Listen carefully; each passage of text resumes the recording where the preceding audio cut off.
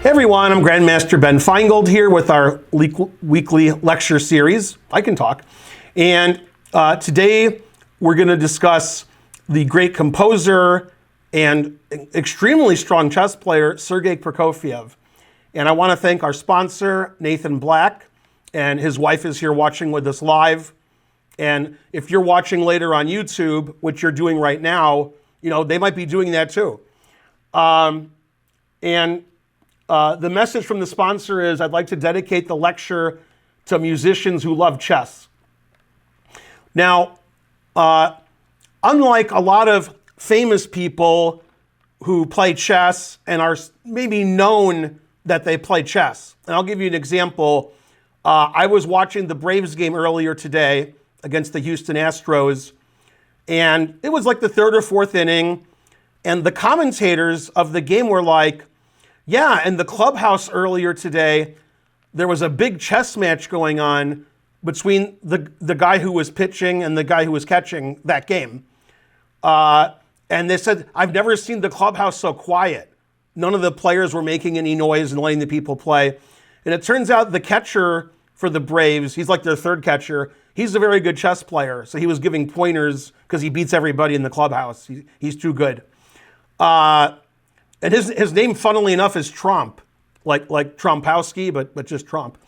So a lot of famous baseball players, musicians, artists, actors also are known for playing chess. The difference between those people and Prokofiev in this lecture was Prokofiev was really good. And unlike other famous people, Prokofiev actually played several world champions, and he didn't lose to them necessarily. So that, in fact, he beat two of them. So that's pretty amazing. Prokofiev is considered by some the greatest composer of the 20th century. He died very young. He died in 1953.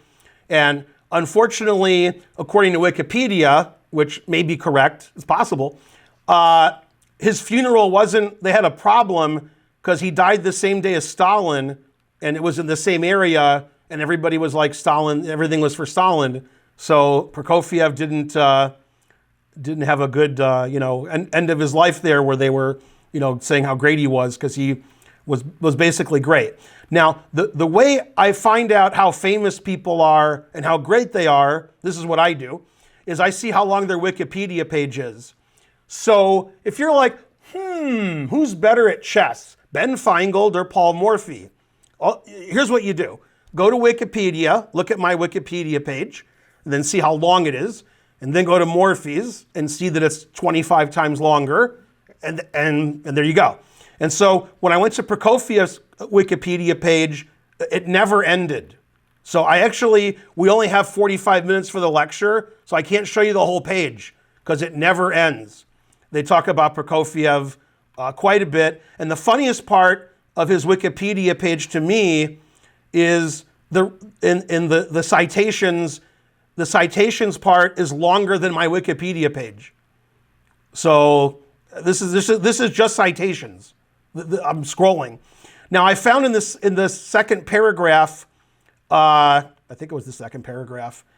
It wasn't. It was the second paragraph in Life and First Composition, is they start talking about chess. So first they talk about piano, then all of a sudden in his Wikipedia article, this part that I'm putting here in blue, by 7 he also learned to play chess. Chess remained a passion of his. He became acquainted with world champions Capablanca, whom he beat in a simultaneous match. We'll look at that game. And Mikhail Botvinnik, who he played several matches in the 30s. And I also have games where he played 2 other world champions. So this guy played a lot of world champions for a famous musician, but he was a very good chess player. Okay, and just to show, I want to show some more pages. Make this big. This is an article that you can find on the internet by Edward Winter. And you can see, this is a funny picture, Prokofiev, chess pieces, and classical music, sheet music. And this is a very long article which discusses a lot of Prokofiev and mainly his chess. This was a big chess tournament in St. Petersburg with all the players here. Then there's books written about Prokofiev. Then there's this is in French. They talk about a game that he played with Tartakower. Tartakower, for most of his life, played for France. He wasn't born there, but they show his game with Tartakower. They show the end of the game. They don't show the whole game. And then they talk about his chess a lot. Here's another picture of him playing against a famous violinist. And you can see the chess clock. That's old school. What a chess clock that is.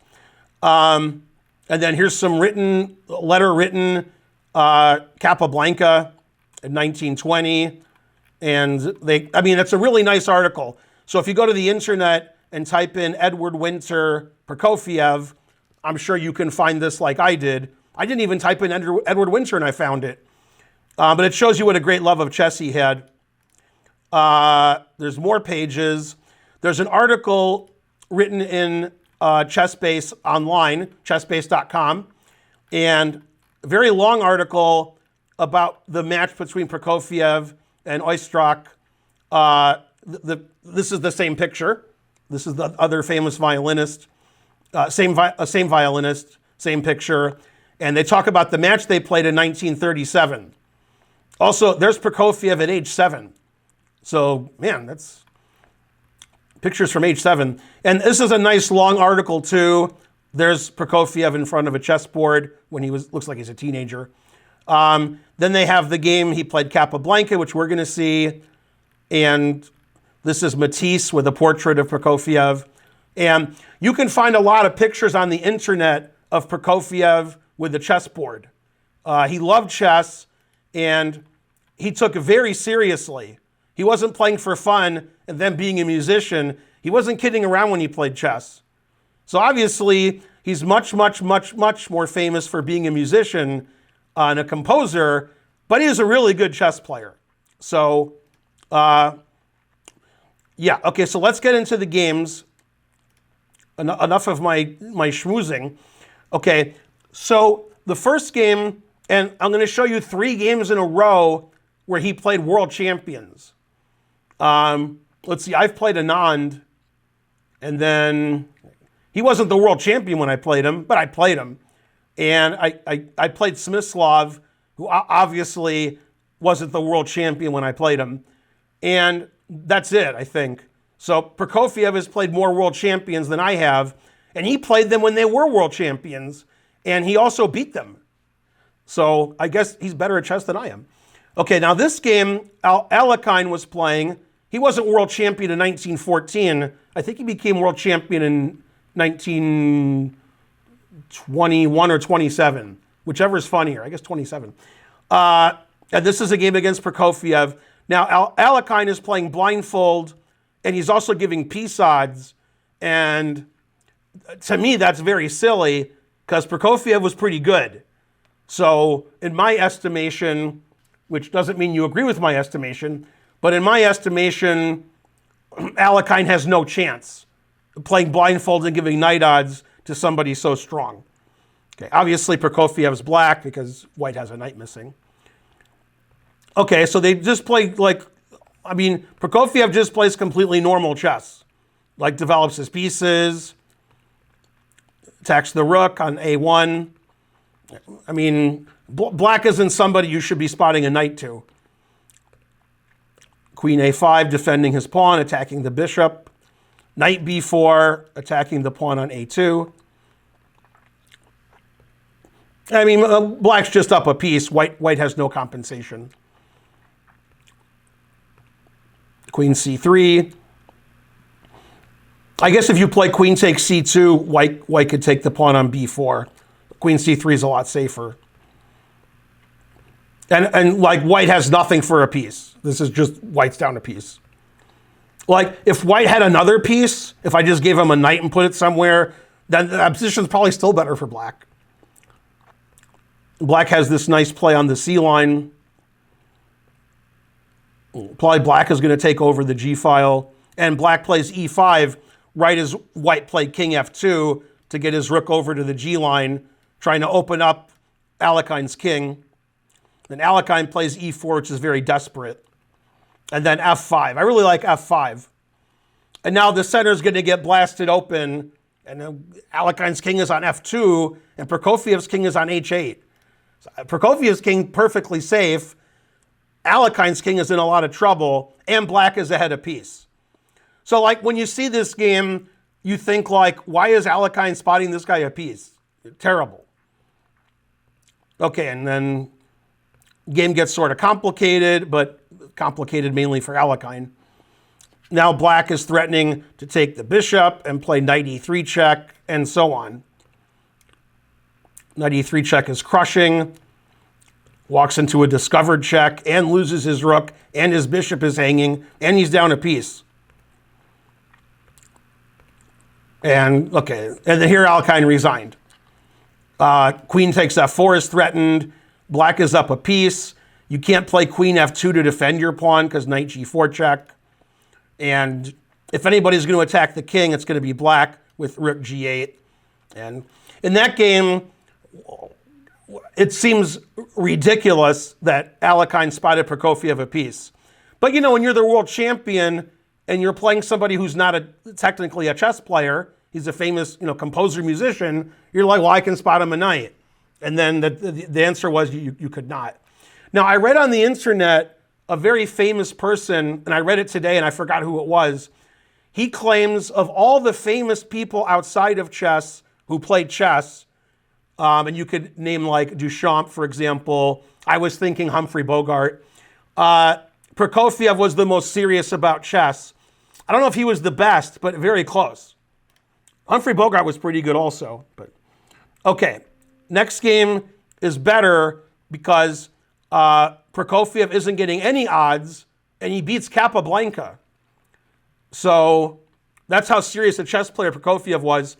This was in a simultaneous exhibition, also in 1914. So, like most musicians, Prokofiev beat Alekhine and Capablanca the same year. I mean, probably like nobody's done that except maybe Lasker. Nobody's beaten Capablanca and Alekhine the same year. So, and this game was not an odds game. You saw from the last game that was just silly. There's no reason to play an odds game because Prokofiev puts the proficient in Prokofiev. Okay, so he's black, Capablanca's white. Bishop f5 isn't considered a good move today. Queen b3 is the refutation. And knight c6 is very complicated. And if Capablanca is giving a simul, I have these positions a lot where my opponents misplay the opening and I get a good position. But here, usually they play something passive like queen c8 or b6, and I just roll them over. But knight c6 is a very aggressive move. Queen takes, knight a5, attacking the queen. The queen doesn't have a lot of squares to go to. Capablanca chose a6, attacking the knight. Knight takes c4. Black gets their pawn back. And this seems like black is already fine. Maybe Alekhine shouldn't have played queen takes b7. Now Alekhine plays e4 because there's tactics. The pawn is defending. This seems like this tactic doesn't work so well since e4 is so well protected. Takes, takes, takes, and I assume bishop b5 check. I assumed wrong. Queen c6 check. Knight d7, the only move. If you block with the queen, your rook in the corner is hanging. So Prokofiev plays the only move. g4 seems a little crazy. Bishop g6. There's actually analysis of this game, which I didn't know, which is bishop takes. I don't know who did the analysis. Interesting analysis. g6 seems like a weird move. They just gave this line, but okay, he played bishop g6, bishop g5 attacking the queen. If the queen takes the bishop, then the rook on a8 is left undefended. So bishop e7. Again, if you take with the queen, the rook on a8 is undefended, so you have to take with the king. And now, both sides' pawn structures are pretty bad, but black is up a pawn, which Capablanca can win back, at his leisure, but he's still going to have these isolated and weak pawns up here. Castle's queenside. Rook e8. He wants to get his king tucked away. Could also have played knight b6, obviously. h4, h5. Takes. Black is still up a pawn, although with your king on e7 and your opponent Capablanca, it's obviously very scary. Knight b5, Capablanca's first mistake. King f8, he's hiding. And white doesn't really want to take this pawn because that opens the c file where all of white's pieces are. That's pretty dangerous. So he tried to open this diagonal. He played d5, get at Prokofiev's king. Played queen f6. The commentators recommending knight e5. Also good. Queen f6 is okay. Sacrificing his knight on d7. Capablanca decided instead to take the pawn. If you take the knight, black has the fork, queen f4 check, winning the bishop on c4. So Capablanca took on e6, knight e5, forking the queen and bishop, queen c5 check, and finally, Prokofiev's king is safe. Now, if you're just coming here on YouTube and somehow the video starts now, you know, you guys messed up, and you see this position, you would guarantee that white castled queenside and black castled kingside. And your guarantee is void because black played king e7 to f8 to g8, showing no fear. And we have this wild mess of a position, and in a simultaneous exhibition, you're looking to beat up on people that aren't very good. Because if they were your level, you wouldn't be giving a simultaneous to them.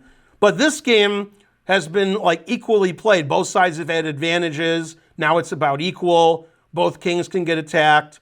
And when you're giving a simultaneous exhibition, you're not looking for a big fight. You're just hoping to win a lot of games quickly because your opponents aren't very good. Unfortunately for Capablanca, Prokofiev was pretty good. And they knew each other, so Capablanca knew what he was up against. Takes, bishop takes, trading. And now we have equal pawns. A2 pawn is attacked. The black knight is well placed. King b1, always play king b1. Rook b8, putting pressure on the b file. And now he blundered with knight takes c7. And it says Capablanca should put his rook on an open file, either g1 or e1. Knight takes e7 is extremely dangerous because you're allowing your knight to be pinned to your queen by something like rook c8. And also you're opening up the b file for black to attack. So it looks like black has a couple of good moves, just pinning the knight or playing knight c4 and attacking b2. It seems like those should both be good for black. He played rook c8. Now you don't want to play the other rook to c8 because your knight on e5 wouldn't be defended anymore. So he played rook b to c8. Rook c1 is forced as far as I can tell, because how do I defend my knight? That's the only way I see. But then I have knight d3. He played rook e7, which is better than knight d3. Actually, after knight d3, I could move the queen, and then this rook is attacked also. So rook e7 not only, I guess, wins the knight, but my rook isn't attacked on e8 anymore. Okay, I'm going to start composing and see if I'm better at composing than Prokofiev, since he's better at chess than I am. Queen d6. Okay, that's a tactical move with the idea of rook takes, rook takes, rook takes, and then I can take the knight on d6, on e5. So he took with this rook. Okay, now if you take the knight right away, queen g6 check seems to win the game immediately because you can't protect everything. And if you take with the rook, I take with the queen and defend my knight. So great move by Prokofiev. It looks like black's up a piece now. And white, this is like his game with Alekhine, except that he started up a piece. Now he's up a piece on his own. Rook c7, queen c7, check. And once again, white has nothing for the piece, and black is threatening mate in 2, or mate in 3 with queen c2 check. And I mean, black's just up a piece here. Takes on f2. Now he's got a passed f3 pawn. Everything is defended. And this forces the trade of queens because your queen and rook are attacked. And, if Capablanca was playing somebody his own rating, strength, he'd resign, but it's a simul. So.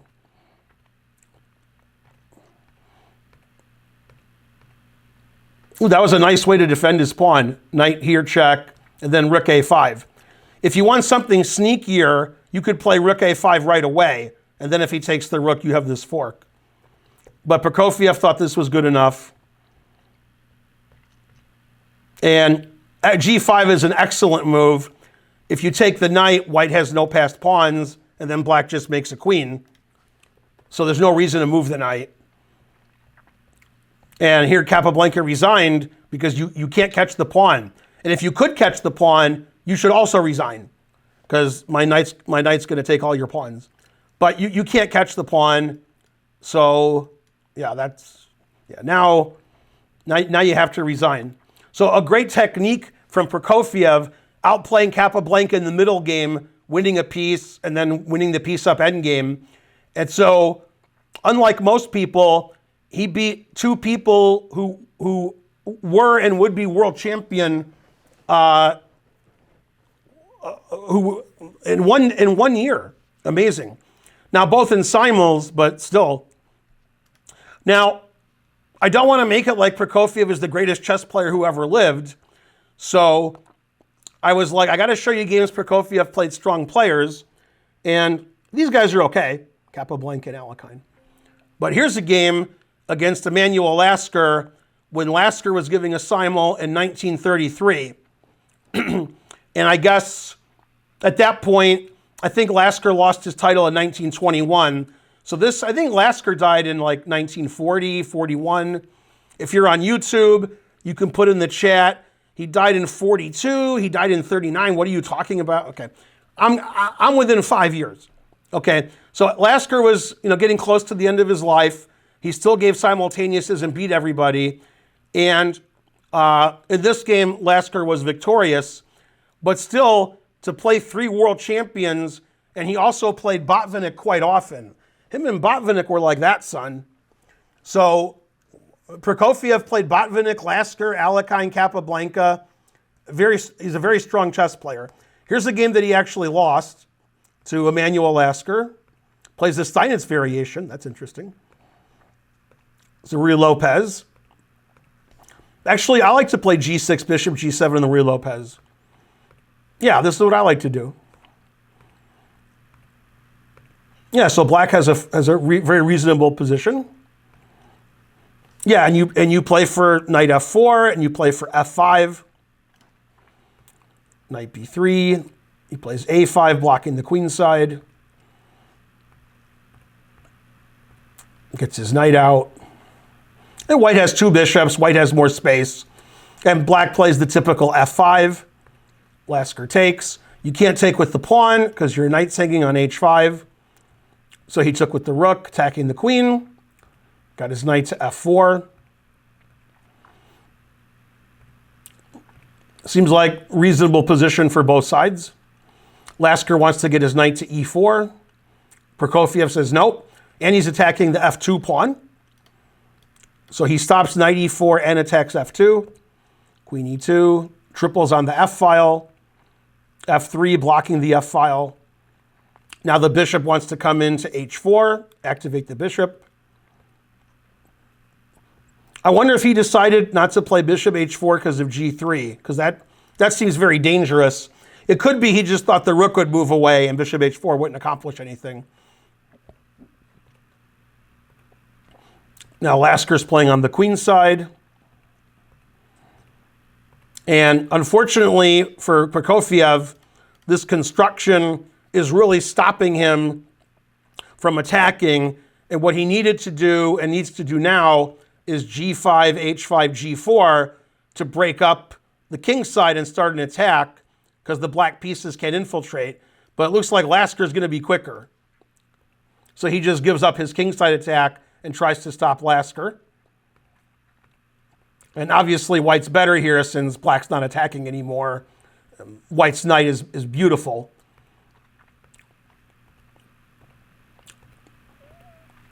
Lasker moves his king up the board, which is a funny thing to do in a simul. But okay, he traded queens, so now it's less funny. So yeah, black is going to try to draw the game by just sitting and saying that white can't break through. Basically, the only weak point is c7. The knight can go to b5 attacking it, but I can easily defend it with my rook or my bishop, and even in some instances, my king. So how is white going to break through?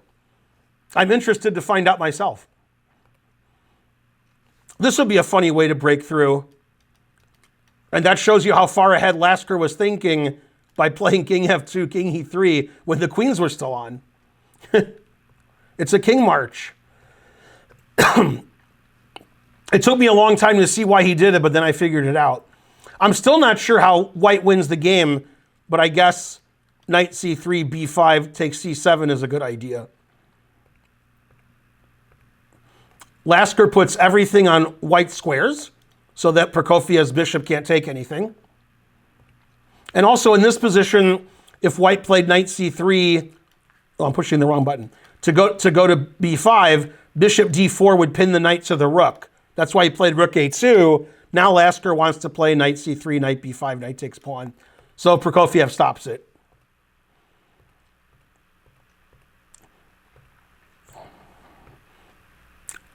Always sack the exchange. I wonder if black has drawing chances by just moving his bishop. I mean, black can't move anything, but white still has to break through. I'm not exactly sure how white could try to break through on the king side, like rook e2, f4, and then black has to defend on two fronts. But yeah, I was thinking about the exchange sacrifice. That looked very reasonable. Okay, if you take with the d pawn, you lose your e pawn, and that's what he did. If you take with this pawn, I wonder what Lasker's idea was. That's the pawn I would have captured with. I guess white can just break through on the king side by playing like rook f2 and f4, rook e2 and f4. And I mean, basically black can't move. After like f4, for example, rook e2, these three pieces are trapped. So that's going to lead to a loss. That's not good. And white has a funny idea here, which is to play king a6, knight a5, knight b7, checkmate. And by funny idea, I don't see how black stops that. Probably knight a6 first, because after king here, black can play this. But knight a5, king a6, knight b7 mates the idea. So he took with the d pawn. Then knight a3 was played. He wants to play knight b5, rook e2, d6, and he's crashing through, and these pieces are helpless, and black can't get his king to d6 because knight b5 check kicks it away. So he finally sacrifices his rook for the pawn, and then he resigned. So that was a really nice strategical game for Lasker, but I thought black played really well too, and he lost in a very long game where he didn't make any tactical mistakes. From looking at these games so far, I'm just giving you my personal opinion, it seems like Prokofiev was somewhere between like 2250 and 2400 strength, which is, I've never heard of a famous person being that good at chess. So that's pretty good. Okay, and Prokofiev's more than a famous person because you might know somebody who's famous, you know, like somebody who plays Major League Baseball, but they're not a star. But you know, they play baseball. So, but Prokofiev was beyond that. He's not just famous; he's one of the greatest. Now, I didn't want Prokofiev to feel bad because so far I'm showing games against world champions and I'm showing games where he has black. That's not really fair. And he played a game with Maurice Ravel, who's another famous musician like Prokofiev. And the funny thing is, when I looked at this game up on chessgames.com, which you can do on YouTube, or you can do it now if you're watching live, there's very funny comments about this game trying to make puns about the game. So they take Ravel's name and they say like, you know, it was a revelation or, you know, something. And it said that Prokofiev conducted, or he composed an excellent kingside attack. So people on the internet are funny too. This game was played in 1924. And maybe you're a Ravel fan, so you're like, hey, I don't want to see this. But okay, so Prokofiev was better than Ravel And obviously, Ravel's a good chess player too. Plays the Nimzo Indian. Bishop g5. I've played bishop g5, usually as a surprise weapon. In the 1950s, 60s, and 70s, this was a favorite of Boris Spassky. He was world champion who played bishop g5 a lot in this position. Knight c6 is unusual. Okay, very reasonable play for white. a5 is unusual. Queen c2 makes a battery and immediately threatens the h7 pawn because the knight on f6 is pinned to the queen. So the knight can't capture because you lose your queen. So black plays h6. And wow, Prokofiev plays h4. Now, normally, I would want to win this d pawn by taking everything, but I can't because my knight's pinned. If white had castled, then white can probably win material by taking everything. And he didn't want to retreat, Prokofiev didn't, so he played h4, trying to open up the h-file, sacrifice a piece, and attack black's king. And black took the bait, which is something I think a lot of people wouldn't do on principle, because you're opening up the h-file for white's rook, and that's the advantage that white has of not castling. Earlier, I was insinuating that if white had castled, maybe he could win a pawn, but now that he hasn't castled, he can play h4 and open up the h-file. That seems exceedingly dangerous, what Ravel did. Okay, he played rook e8, so his king can run out when it gets attacked on the h-file, gives the piece back right away. And white castles queenside, and now the d pawn is under attack because the knight's not pinned anymore. The d pawn's insufficiently protected, so he takes. Bishop h7 check, he sacrifices the pawn on c4, he's playing for an attack. King f8, and knight e4. This is the other advantage to castling, is your knight's not pinned, and the bishop is sitting here doing nothing. Obviously, Ravel has to save his queen. There's not a lot of moves that save the queen. He's going to have to retreat back to e7 or d8. Problem with retreating to e7 is you're blocking the king's escape. So I don't like either move. If I was black, I'd probably play queen d8 just so my king can get out later. But he played queen e7. I wouldn't do that. That seems more risky. Knight f4. Prokofiev bringing more pieces into the attack. b5. Black pretends to attack. It's good to pretend. Pretending's fun. Rook h5. I mean, sort of threatening the pawn he doesn't want, but mainly he wants to double here or get his rook to g5 and attack more. Or his knight to g5. e5, attacking in the center. That's a good idea. And knight g6 check. A brilliant move that is made possible by the fact that black can't play king e7 later. Black's king is stuck on f8. Black has one legal move, so relatively easy to calculate. Bishop takes g6, threatening rook h8 checkmate. I'm trying to figure out what I would do if I was black. Yeah. I don't see anything other than bishop e6 to g8. Because if I move my queen to give my king an escape square, then the rook on e8 is just hanging. So, well, I'm trying to move my queen somewhere, but I can't find a good square. So now here? Ugh. Okay, I just move my queen somewhere. Yeah, and you have to give your queen away here because the king has no moves. So, all right, then white's up a queen. So, all right. So if I was black, I would play bishop e6. But I must say, knight g6 is a really brilliant move. That's a really powerful move. And he did play bishop to e6. And, okay, that's what I would play. And then he doubled rooks on the h-file. And I understand why he did it. I see that he has a sneaky threat here. Wow, this is a brilliant piece sacrifice. I might have to reevaluate my estimation of his strength. He's played way better than 2,200 this game. So maybe 2,300 to 2,500 is a better estimate. Okay, he played rook d8, not seeing the threat. I see the threat. and I'm not sure what to do about it. Let's see, what would I do? I could move my queen to d7, so my king has the e7 square. But I'm not too happy about it. Yeah, I'm sure black has just lost here. I think queen d7 is the only move, because I want my king to have the e7 square when they start checking me. And in this position, probably Ravel thought rook h8 check was coming, and he'd play bishop g8, and the game would continue. Although, I don't like that position for black at all.